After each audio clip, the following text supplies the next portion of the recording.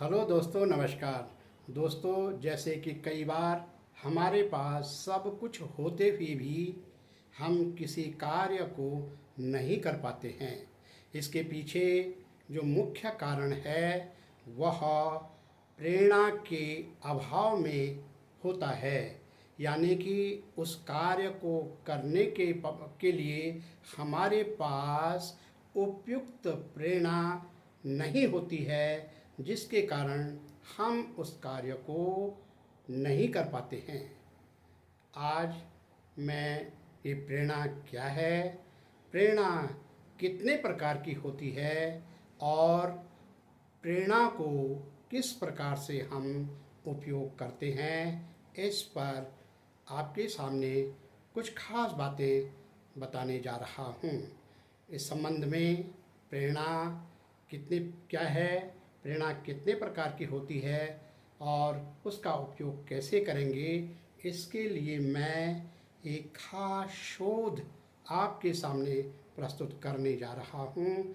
इसमें दो मनोवैज्ञानी, जिसमें कि डॉक्टर एडवर्ड डेसी और डॉक्टर रिचर्ड रयांस का नाम है, इन्होंने इस क्षेत्र में बहुत सुंदर काम किया है। उनके शोध के अनुसार हमारे अंदर दो प्रकार की प्रेरणाएं काम करती हैं, जिसमें एक तो हमारे अंदर से काम करती है और दूसरा हमारे ऊपर बाहर से काम करती हैं। पहले वाली जो हमारे अंदर होती है वो स्वाभाविक रूप से होती है, अपने आप ही अंदर से जागृत होती है। लेकिन जो दूसरी वाली प्रेरणाएं हैं ये बाहर के स्रोतों या दुनिया पर आधारित होती है। ये अंदर की प्रेरणा को हम कुछ इस प्रकार से समझ सकते हैं। प्रेरणाएं जब हमारे अंदर से आ रही हों तो इनमें सबसे पहला भाग है इस प्रेरणा का, जो कि हमारी शारीरिक शक्ति को बढ़ाने में काम आता है। इसके द्वारा हम अपनी बौद्धिक शक्ति को बढ़ते हुए महसूस करते हैं। इस आंतरिक प्रेरणा के कारण हमारे अंदर इच्छा शक्ति बढ़ जाती है। इस आंतरिक प्रेरणा के कारण हमारे अंदर कुछ खास लक्ष्य या उद्देश्य प्राप्त करने का भाव बढ़ जाता है। इस आंतरिक प्रेरणा के कारण हमारे अंदर जुनून पैदा हो जाता है, यानी कि हमारे अंदर की क्षमताओं को व्यापकता के आधार पे, सटीकता के आधार पे उपयोग करने की हमारे अंदर क्षमता बढ़ जाती है। इसके बाद जो दूसरा प्रेरणा का प्रकार है उसे हम बाह्य प्रेरणा या एक्सटर्नल मोटिवेशन कहते हैं। इसमें भी हम कुछ इस प्रकार से इन बाह्य प्रेरणाओं को ले सकते हैं। सबसे पहला इसमें कि ये बाह्य प्रेरणा हमें प्रशंसा या तारीफ से मिलता है। जब भी कोई व्यक्ति हमारी तारीफ करता है, प्रशंसा करता है, तो हमारे अंदर बाह्य प्रेरणा बढ़ जाती है। इसके बाद है बाहरी वातावरण से जब हमें किसी प्रकार का कोई पुरस्कार या कहीं पे कोई वित्तीय या आर्थिक लाभ होता है तो हमारी बाह्य प्रेरणा बढ़ जाती है। ठीक इसी प्रकार से जब हमें कोई ऐसा सकारात्मक या बेहतर माहौल मिलता है तो उससे भी हमारी बाहरी प्रेरणा बढ़ जाती है। इसके बाद जब भी हमारा किसी काम को करने का एक पक्का लक्ष्य हो, एक उसकी डेडलाइन हो, तो इससे भी हमारी बाह्य प्रेरणाएं बढ़ जाती हैं। और बाह्य प्रेरणाओं में जैसे कि हम जानते हैं, प्रायः हम कहानियों का, महान विभूतियों का या विभिन्न प्रकार की अच्छी घटनाओं का हम उपयोग करके अपने आप को हम मोटिवेटेड या प्रेरित होते हुए पाते हैं।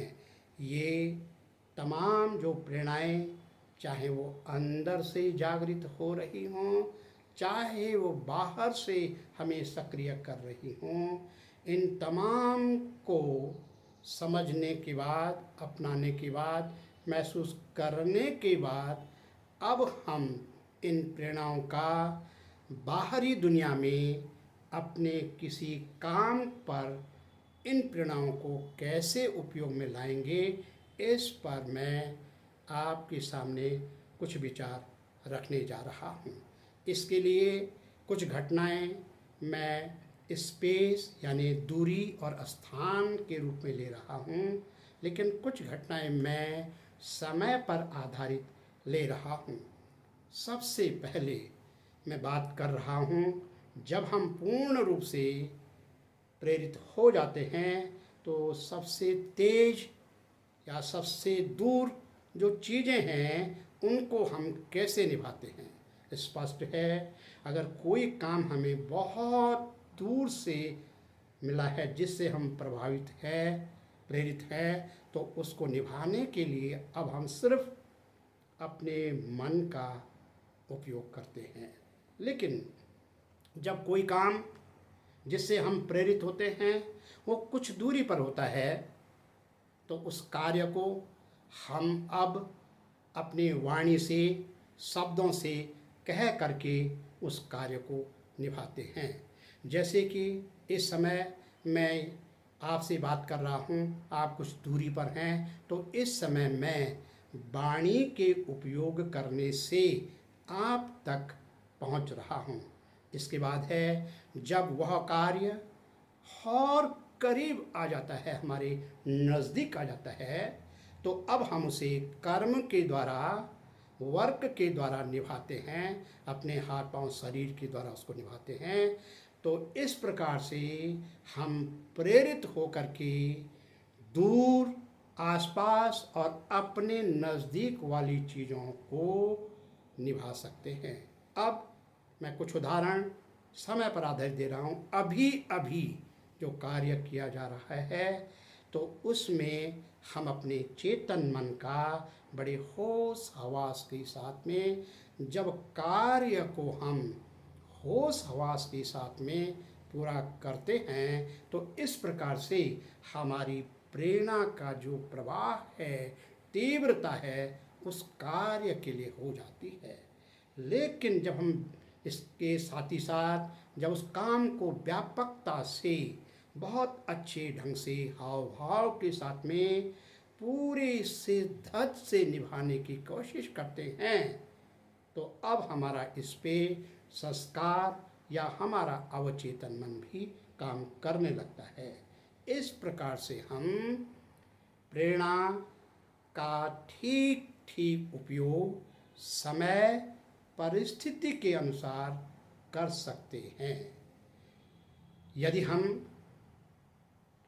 अपनी प्रेरणा को, चाहे वो अंदर की है, बाहर की है, उसको और प्रभावी बनाना चाहते हैं, तो रिसर्च के अनुसार हमारा जीवन का लक्ष्य बहुत बड़ा, बहुत साफ और सटीक होना चाहिए। ऐसा जब हो जाता है तो हमारे अंदर की क्षमताएं, बाहर की क्षमताएं पूर्ण रूप से बढ़ जाती हैं और हम जीवन के हर पल को प्रेरित होते हुए बड़ा काम कर सकते हैं। धन्यवाद।